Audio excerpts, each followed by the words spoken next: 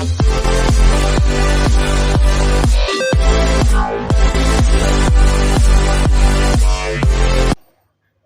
Dear students, welcome on my YouTube channel star learning classes. तो आज की video में हम पढ़ेंगे कि ठोस किसे कहते हैं, द्रव किसे कहते हैं और गैस किसे कहते हैं। इनकी क्या परिभाषाएं हैं और क्या इनके एग्जाम्पल्स यानी कि उदाहरण हैं। पूरा डिटेल में अच्छे से पढ़ेंगे। शुरू से लेके अंत तक वीडियो को देखना, कहीं पे भी स्किप मत करिएगा। और अगर आप मेरे इस चैनल पर नए आए हो तो प्लीज़ चैनल को सब्सक्राइब कर लीजिएगा और साइड में दिए रेड कलर के बेल आइकन को प्रेस कर दीजिएगा। हम डेली न्यू वीडियो अपलोड करते रहते हैं जो कि आपके लिए बहुत ज़्यादा हेल्पफुल हो सकती है। तो चलिए समझ लेते हैं कि ठोस, द्रव और गैस क्या है। ठोस, जिसे इंग्लिश में सॉलिड बोलते हैं, तो वैसा पदार्थ जिसका आकार और आयतन दोनों निश्चित होता है उसे ठोस पदार्थ कहते हैं। इसमें क्या कहा गया है? आकार और आयतन, ठीक है, निश्चित होता है। जिनका आकार और आयतन निश्चित होता है उसे ठोस कहते हैं। एग्जाम्पल में जैसे किताब हो गई, पेन हो गया, बर्फ हो गई, लकड़ी हो गई, मेज हो गई, टीवी हो गया, फ़ोन हो गया, ये सारी चीज़ें आपकी क्या हैं? ठोस में आ जाती हैं। ठीक है, अब परिभाषा के अनुसार समझ लीजिए कि आकार और आयतन क्या है, इनको आप जान लीजिए, क्योंकि आपके द्रव और गैस में भी आपको ये मिलेंगे, आयतन और आकार। तो आकार क्या होता है समझ लीजिए।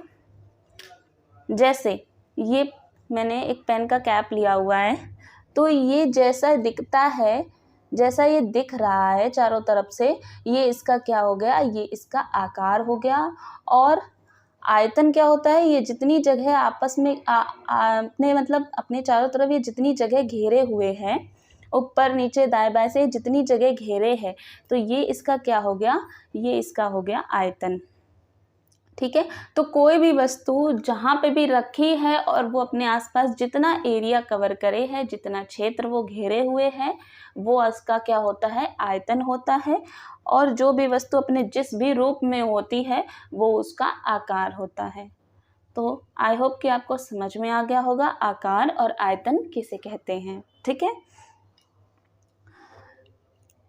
अब हम देख लेते हैं अगला, द्रव। द्रव को इंग्लिश में लिक्विड कहा जाता है। तो ये वैसा पदार्थ होता है जिसका आकार अनिश्चित होता है तथा आयतन निश्चित होता है, उसे द्रव कहते हैं। अब इसमें कहा है कि आकार इनका अनिश्चित है तथा आयतन इनका निश्चित होता है। अब समझ लीजिए कि कैसे होता है। पहले तो आप देख लीजिए उदाहरण पे, जैसे पानी, तेल, दूध, इनका आकार अनिश्चित है तथा आयतन निश्चित है। आइए देखते हैं कैसे। मान लीजिए यहाँ पर मैंने एक गिलास लिया, ठीक है।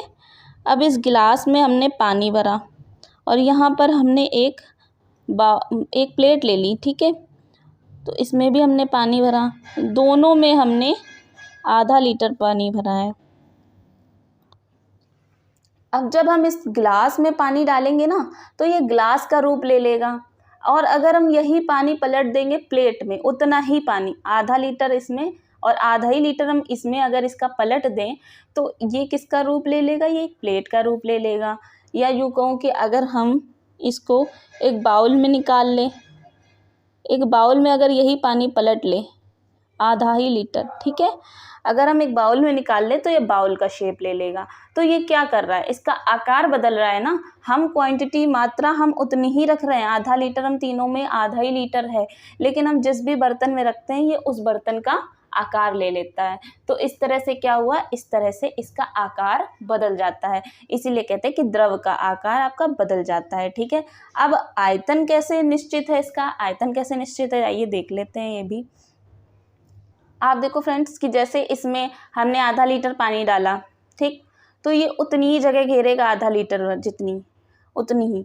और इसमें अगर हम डालेंगे तो इसमें भी आधा लीटर जितनी ही जगह घेरेगा, चाहे हम इसमें डाल लें, चाहे हम जिस भी बर्तन में डाल लें, ये उतना ही अपना क्षेत्र कवर करेगा। ठीक है, ये ऐसा नहीं है कि इसमें 500 ग्राम तो इसमें हो जाए 1 लीटर, ऐसा नहीं होगा। ठीक है, इसमें आधा लीटर है और इसमें 1 लीटर हो जाए जब हम इसमें पलटेंगे तो 1 लीटर, तो ऐसा तो होगा नहीं ना। उनका मतलब क्वांटिटी उतनी ही रहेगी, मात्रा उतनी ही रहेगी और ये अपना उतना ही क्षेत्र कवर करेंगे। ठीक है, तो क्षेत्र तो बराबर ही सब में कवर कर रहे हैं। इसमें आधे लीटर के बराबर क्षेत्र कवर कर रहे हैं तो इसमें भी आधे लीटर के बराबर ही क्षेत्र कवर कर रहे हैं। ठीक है, तो आयतन हमने आपको बताया था ना क्या होता है, कि जैसे ये कैप है तो ये अपने चारों तरफ जितना एरिया कवर करे है ये इसका क्या है, आयतन है। कोई भी वस्तु अपने चारों तरफ जितना भी एरिया कवर करती है वो उसका आयतन होता है। तो द्रव में आपको आयतन और आकार दोनों पता चल गया। पानी, तेल, दूध ये इसके उदाहरण हैं। तो अगर आपसे कोई पूछे कि द्रव किसे कहते हैं तो आप कहेंगे कि जिसका आकार अनिश्चित होता है और जिसका आयतन निश्चित होता है वह द्रव होता है। ठीक है, अब अगला हम देख लेते हैं गैस।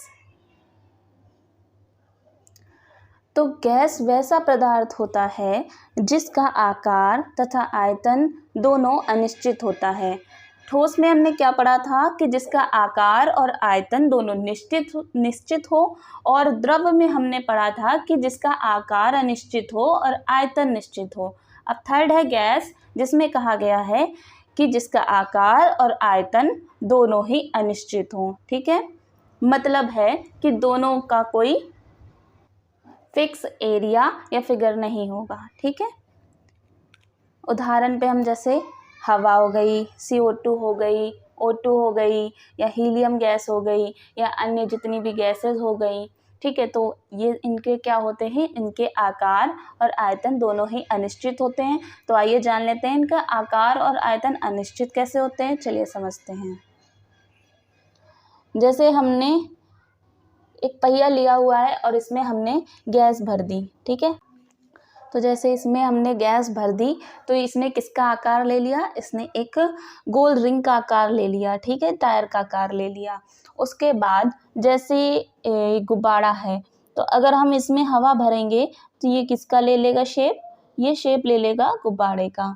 ठीक, या फिर हम मान लें कि जैसे ये एक पैराशूट है, हमने इस पर हवा भर दी तो इसने किसका शेप ले लिया, पैराशूट का शेप ले लिया।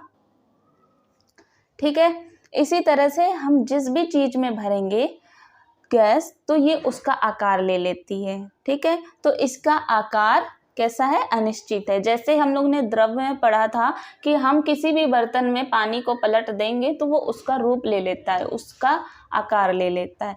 ठीक उसी तरह गैस को भी हम जिस भी चीज में भरेंगे ये उसी का आकार ले लेगी। ठीक, अब आकार तो समझ में आ गया। अब आयतन अनिश्चित कैसे होता है ये भी देख लो। जैसे ये LPG सिलेंडर है।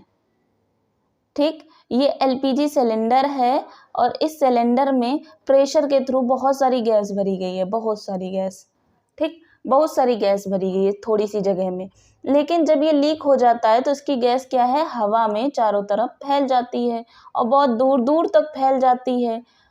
तो ये इस छोटे से सिलेंडर में इतनी सारी गैस थी और जब ये खुले वातावरण में तो बहुत दूर तक फैल गई। तो इससे क्या हुआ, इसने इतनी छोटी सी चीज से गैस निकली और बहुत दूर तक फैल गई, तो इसने क्या किया, अपना ज्यादा एरिया, मतलब बहुत लंबा, बहुत अनिश्चित क्षेत्र एकदम उसमें फैल गई, एक अनिश्चित क्षेत्र में फैल गई और बहुत दूर दूर तक फैल गई। तो क्या हुआ कि इसका क्या है, इसका आयतन कैसा हो गया, अनिश्चित हो गया।